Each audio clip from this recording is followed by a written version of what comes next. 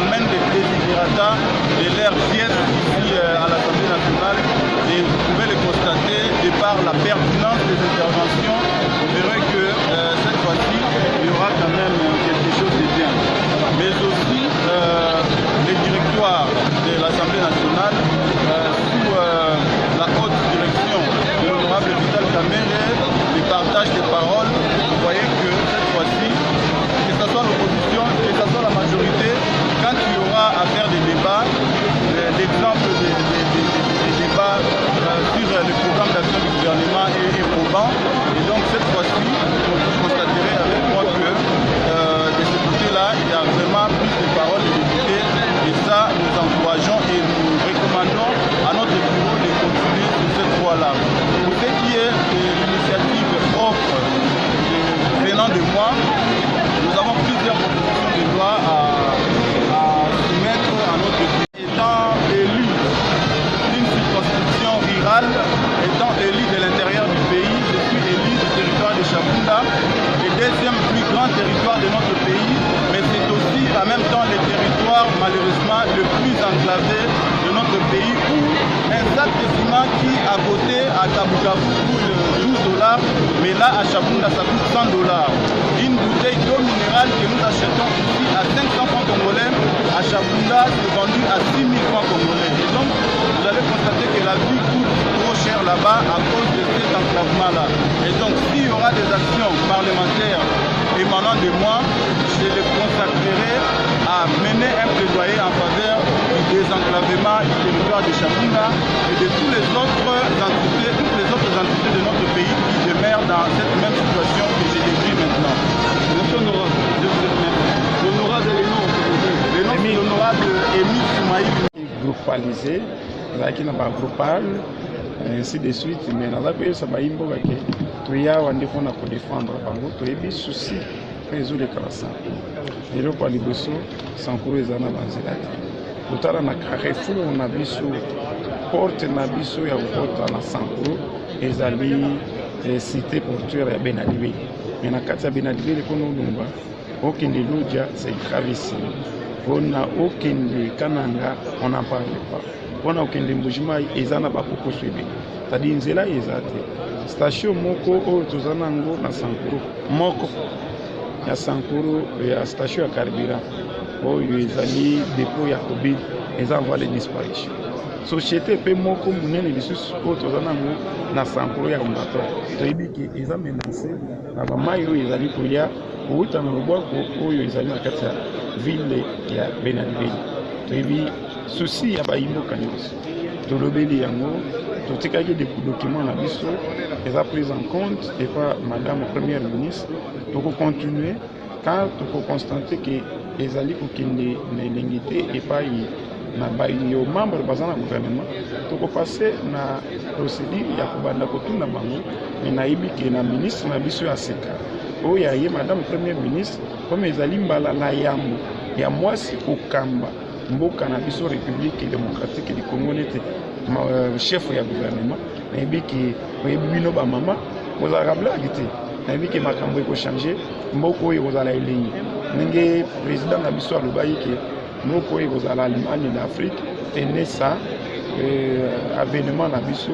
na avènement ya mama mokonzi ya gouvernement mboka na biso ya lelo 2024 on a tout comme en 2028 et vous allez et honorable mais pour la sociale et peuple congolais surtout aux élis à Kole na Sankuru pour la budget plutôt pour la programme au maman ministre APC est-ce que c'est favorable que ça malam vraiment mingi on est répondre à besoin de la population oyebi que eloko nyonso ezalaka discours à maman, c'est une œuvre humaine. Il y a une imperfection, mais par rapport aux besoins, il y a où ils allaient se généraliser, plus surtout, Zela Isate. Ma boako, na basité, où est allé lui, il y a province à Sanko. Soko Kena Wemboniam, Katako. Tchumbe, ça ne va pas. Ce qu'on y a Benadibele, où ils allaient porter d'entrée, c'est gravissime. Hein? Ce qu'on y a Lodja, Lodja Kawana, c'est-à-dire le bois qui est comité dans le marché central. alors mama mokozi ya gouvernement aza na mosala ebele biso nouvelle classe politique tokoede po te tokosala nyonso na biso mpona koaccompagne tata mokonzi ekole na koaccomplir vision na ye oyo ezali kose résume par peuple d'abord vision na ye oyo eza kose résume mpona kochange thématique ya bayimbo aza koyebisa yo na bokebi nyonso etalemi besoin ya mboka ya ngai ya circonscription ya Kole en particulier en général ya Sankuru nyonso todepose ki mikanda parce que tozwaki ntango te ya biso nyonso koloba parole ezalaki epesamaki na bagroupe regroupement politique ou na regroupement politique to regroupement politique aza kodésigne moto moko mibale alors oyo bazwaki chance na koloba te todepose ki d'intervention na biso le même jour oyo président ya mokambi ensemble azwaki acte pe apesaki na mama mokambi ya gouvernement na biso ya République démocratique du Congo. Honorable Boto Soukissa ozali bongo eli ya province ya Sankuru précisément na Kole mais pour na Grand Kasai Momba bato bazoko mituna nzela oyo ekei oyo ezouta Chikapa Kananga na oyo ya ozokende na frontière kuna ekosi les jours nini en tant que parlementaire ndo yoki tubuti koloba tolobi toiso na tozala na problème na kati ya espace Grand Kasai soki okomi Kananga mpona olunga d'abord Kananga na 7e route la route numéro 7 oyo eza kolungwa Kananga ti na Kisangani c'est 1215 km mais Kananga ti Kisangani mais kozwa plus surtout Kananga Lodja eza 400 eza aux environs 600 km Kananga Lodja c'est 450 km aux environs 450 km mais okoki kotambola na motuka te motuka mpona olungwa na 150 km na Benadibeli okoma Lodja 150 km bayimboka bazosala une semaine soki ozame mena jep na yo mpona olungwa 150 km parce que Dibeli ezali carrefour ya Grand Kasai oyo eza kosala ke mpona okende Mbujima Kananga mpona okende Lodja Kananga mpona okende Mbujima oleka na Dibeli mpona okende Kananga oleka na Dibeli mpona okende Lodja c'est-à-dire ozomona na espace Grand Kasai wana Benadibeli eza carrefour nozomona meme basociété ya l'État eza menacé kuna société ezali Kobili wana ezali moko kaka na station eza na Sankuru ndenge ozomona Sankuru ndenge baza koyebisa bino Sankuru mobimba station ezala kaka moko na baentrepôt ya Kobili mais station wana ezali na kati na Kobunga ndenge naza koloba na yo Kongo nini espace Sankuru mobimba poro ezali kaka moko poro ya Benadibeli oyo ezali nanu na nord ya mwa malamu mais ezali na kati na Kobunga yango eza makambo tokotelemela miso na biso nga po te mama mokonzi na gouvernement atala miso na ye malamu na Sankuru ezwa voie nango ya développement tokoki koloba te to développer Congo sans toutefois que centre ya Congo ezwi développement mais centre ya Congo eza Sankuru tayi mpona kodévelopper bipai nyonso il faut commencer par la province de Sankuru oyo eza na kati ya milieu ya République démocratique du Congo. Merci honorable. Outa na loboko oyo ezali na kati ya ville ya Benadibeli toyebi souci ya bayimboka nyonso tolobeli yango totikaki document na biso eza prise en compte et par madame première ministre tokocontinue quand tokoconstater ke ezali kokende na elingi te epai na bayo membre baza na gouvernement tokopasse na procédure ya kobanda kotuna bango mais nayebi ke na ministre na biso ya sika oyo aye madame première ministre comme ezali mbala na yambo ya mwasi kokamba mboka na biso République démocratique du Congo nete chef ya gouvernement nayebi ke oyebi bino bamama bozalaka blage te nayebi ke makambo ekochange mboka oyo ekozala elengi ndenge président na biso alobaki ke mboka oyo ekozala Allemagne d'Afrique tene sa avènement na biso na avènement ya mama mokonzi ya gouvernement mboka na biso ya lelo 2024 mpona tokoma 2028 ekozala elengi. Honorable mais mpona social ya peuple congolais surtout oza eli ya Kole na Sankuru mpona budget plutôt mpona programme oyo mama ministre apesi est-ce que nakotala malamu ke eza malamu vraiment mingi pour ne répondre na besoin ya population. oyebi ke eloko nyonso ezalaka discours ya mama c'est une œuvre humaine eye kozanga ba imperfection te mais tobakisaki par rapport na besoin ya bayimboka oyo ezali kose généraliser plus surtout nzela eza te mabwaku na basite nyonso oyo etalemi ya province ya Sankuru soki okei na Wemboniama, Kataku, Tchumbe, ça ne va pas. Soki oye na Benadibele oyo ezali porte d'entrée c'est gravissime.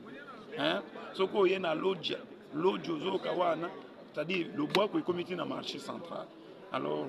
mama bokonzi ya gouvernement aza na mosala ebele biso nouvelle classe politique tokoide po te tokosala nyonso na biso mpona koaccompagner tata mokonzi Paul na koaccomplir vision na ye oyo ezali kose résumer par peuple d'abord vision na ye oyo eza kose résumer mpona kochanger thématique ya bayimboka aza koyebisa yo na bokebi nyonso ke nyonso etalemi besoin ya mboka ya ngai ya circonscription ya Kole en particulier en général ya Sankuru nyonso to déposer ki mikanda parce que tozwaki tango te ya biso nyonso koloba parole ezalaki epesamaki na ba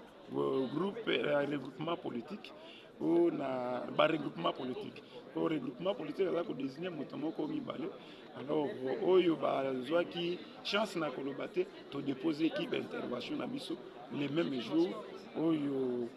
président ya mokambi ensemble azwaki acte pe apesaki na mama mokambi ya gouvernement na biso ya République démocratique du Congo. Alors les votes sous ça Rosalie Bongo il y a province Sankuru précisément na Kole mais on a bon Kasai Moma bato bazo komituna nzela oyo ikei oyo ezouta chikapa kananga na oyo ya espace Grand Kasai soki okomi kananga on olunga d'abord kananga na 7e route dans la route numéro 7 oyo eza kolungwa kananga ti na Kisangani c'est 1215 km mais kananga ti Kisangani mais kozwa plus surtout kananga Lodja eza 400 eza aux environs 600 km kananga Lodja c'est 450 km aux environs 450 km mais okoki kotambola na motuka te motuka pona olungwa na 150 km na Benadibeli okoma Lodja 150 km baimboka bazosala une semaine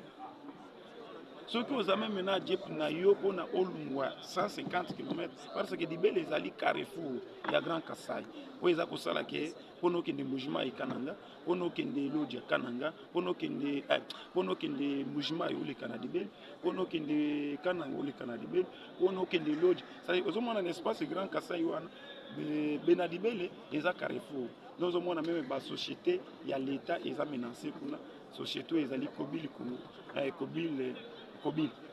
Kobili wana ezali moko kaka na station eza na Sankuru ndenge ozomona Sankuru ndenge baza koyebisa binoka Sankuru mobimba station eza kaka moko na ba entrepôt ya Kobili mais station wana ezali na kati na Kobunga ndenge naza koloba na yo Congo nini espace Sankuru mobimba poro ezali kaka moko poro ya Benadibeli oyo ezali nanu na norme ya mwa malamu mais ezali na kati na Kobunga yango eza makambo tokotelemela miso na biso nga ote mama mokonzi na gouvernement atala miso na ye malamu na Sankuru ezwa voie nango ya développement tokoki koloba te to développer Congo sans toutefois que centre ya Congo ezwi développement mais centre ya Congo eza Sankuru taipona ko développer bipai nyonso il faut commencer par la province de Sankuru où eza na kati ya milieu ya République démocratique du Congo. Merci. Qui est tout à fait expérimentale, c'est ma première fois d'arriver à l'hémicycle ici. On était là pour observer comment les choses se passent et nous avons tiré beaucoup de leçons, on a appris beaucoup de choses, comment ça se passe ici, donc voilà, c'est tout à fait expérimental que je peux résumer ça. Et comment jugez-vous le programme du gouvernement présenté par Mme Souminoa? Mais nous avons accepté ce gouvernement, c'est nous qui l'avons investi, donc nous sommes tout à fait d'accord avec ce gouvernement et on va l'accompagner pour la réussite maintenant de ce projet de gouvernement. Merci beaucoup. Oui, honorable, vous venez de clôturer avec une note très intéressante, avec l'autorisation qui vous donne au pouvoir judiciaire d'entamer l'audition, l'instruction du dossier contre certains de vos collègues-là. Comment avez-vous apprécié le rapport même de cette commission? Écoute, je ne veux pas trop me prononcer, ce qui a été dit reste comme ça a été dit, donc ça reste à ce niveau-là. Merci. Merci.